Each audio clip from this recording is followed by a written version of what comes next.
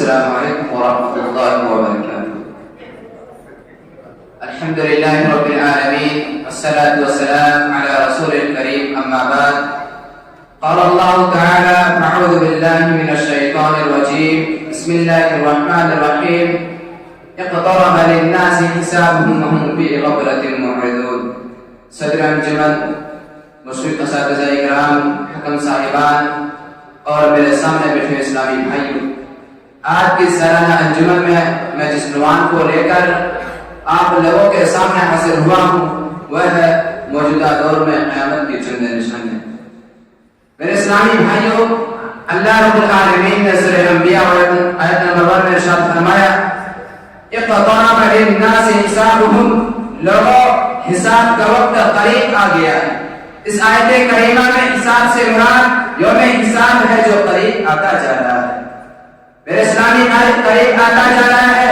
وَهُمْ فِي غَفْلَةٍ مُعْرِضُونَ، پھر بھی وہ لوگ بے خبری میں حق سے منہ پھیرے ہوئے، یعنی قیامت کے تیاری سے غافل، دنیا کی زینتوں میں گم ہو گیا ہے اور ایمان کے تقاضوں سے بے خبر ہے۔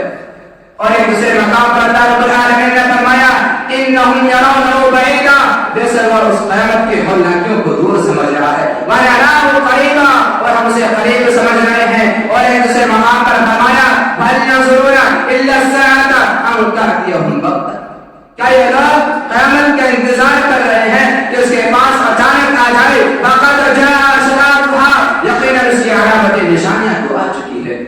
اور صحیح بخاری کی روایت میں ہے کہ اللہ کے نبی صلی اللہ علیہ وسلم نے فرمایا: بُعِثْتُ أَنَا وَالسَّاعَةُ كَهَاتَيْنِ، میری عزت اور قیامت ان دو انگلیوں کی طرح ہے۔ اس حدیث کے اندر نبی کریم صلی اللہ علیہ وسلم نے واضح کر دیا کہ جس طرح ایک انگلی دوسرے انگلی سے تھوڑی آگے ہے، اسی طرح قیامت میرے ذرا سے ابعاد ہے۔ میرے اسلامی بھائیوں، قیامت کی نشانیاں تو نبی کریم صلی اللہ علیہ وسلم کے وقت سے شروع ہو چکی ہے، لیکن آج کی سالانہ انجمن میں صرف ان نشانیوں کو بیان کروں گا جو موجودہ دور میں دیکھی جا رہی۔ نمبر 1، ہر آنے والا وقت گزرے ہوئے وقت سے برا ہوگا، جیسا کہ نبی کریم صلی اللہ علیہ وسلم نے فرمایا: لوگوں صبر کرو، تم پر ایسا وقت آنے والا ہے جس میں ہر آنے والا دن تمہاری آج سے بدتر ہوگا، حتیٰ کہ تم اپنے رب سے جا ملو گے۔ اس حدیث سے معلوم ہوا کہ ہر آنے والا وقت گزرے ہوئے وقت سے برا ہوگا۔ اور شاید یہ کوئی انسان موجودہ دور کو، موجودہ وقت کو بہتر کرے، ورنہ ہر لوگ یہی کہتے ہیں کہ پہلا وقت بہتر تھا۔ نمبر 2، علم کا خاتمہ ہو جائے گا، جیسا کہ نبی کریم صلی اللہ علیہ وسلم نے فرمایا: ان من اشراط الساعة ان يرفع العلم ويكثر الجهل ويشرب الخمر، قیامت کی نشانیوں میں سے ہے کہ علم اٹھا لیا جائے گا، جہالت بڑھ جائے گی اور شراب پی جائے گی۔ یہاں علم سے مراد سائنس اور ٹیکنالوجی، ایسی کا علم نہیں ہے میرے اسلامی بھائیوں، یہاں علم سے مراد دین علم ہے، اور یہ قیامت کی نشانیوں میں سے ہے جو موجودہ دور میں دیکھی جا رہی ہے۔ علم اٹھا لے جانے کا مطلب یہ ہے کہ دینی علم پر عمل نہیں کیا جائے گا، بے عملی بڑھ جائے گی۔ اگر غور کیا جائے علم دین کا تو جانا ہے، دراصل تمام فتنوں کا ظہور کا سبب نظر آتا ہے۔ مثلا شرک و بدعات، جھوٹ، فریب، والدین کی نافرمانی، یہود و نصارہ کی اتباع وغیرہ تمام فتنوں کا سبب علم دین سے دوری۔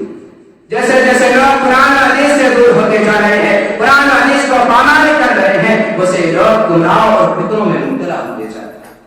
نمبر 3، قیامت کی نشانیوں میں سے کہ گانے بجانے کے رواج عام ہو جائے گا، جیسا کہ نبی کریم صلی اللہ علیہ وسلم نے فرمایا کہ میری امت میں سے کچھ لوگ ایسے ہوں گے جو یستحلون الحر والحریر والخمر والمعارف، زنا، ریشم، شراب اور گانے بجانے کے آلات کو حلال سمجھیں گے۔ زمانے میں قیامت کی نشانی بالکل واضح طور پر دیکھی جا رہی ہے۔ شاید یہ کوئی گھر سے لعنت سے پاک ہو، ورنہ ہر بازاروں، دکانوں، ہر جگہ سرعام گانے بجانے کا رواج ہے۔ اور اب کمپیوٹر اور موبائل اکثر و بیشتر اسی مقصد کے لیے استعمال کیے جا رہے ہیں۔ آج ایک شریک انسان کو موسیقی سے بچنا بالکل مشکل ہو چکا ہے، کیونکہ اگر وہ گھر میں گانے بجانے کے حالات کو نہیں رکھتا ہے تو بھی اس کے ارد گرد کے لوگ اسے گانا سننے پر مجبور کر دیتے ہیں۔ میرے اسلامی بھائیوں، موسیقی ایک شیطانی کام ہے جو عذاب الہی کا مطلب ہے۔ ہمیں جتنا چاہیے، جہاں تک چاہیے کہ ہم اس سے بچنے کی پوری کوشش کرنی چاہیے۔ نمبر 4، جھوٹ کی کثرت ہوگی، جیسا کہ نبی کریم صلی اللہ علیہ وسلم نے فرمایا: لا تقوم الساعة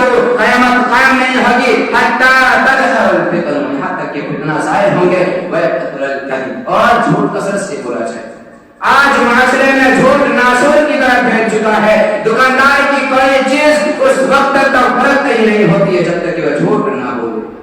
اسی طرح بات بات پر قسم کھانا لوگوں کا معمول بن چکا ہے. صرف یہی نہیں، آج مسلمان جھوٹی گواہی دینے سے بھی نہیں ڈرتا ہے.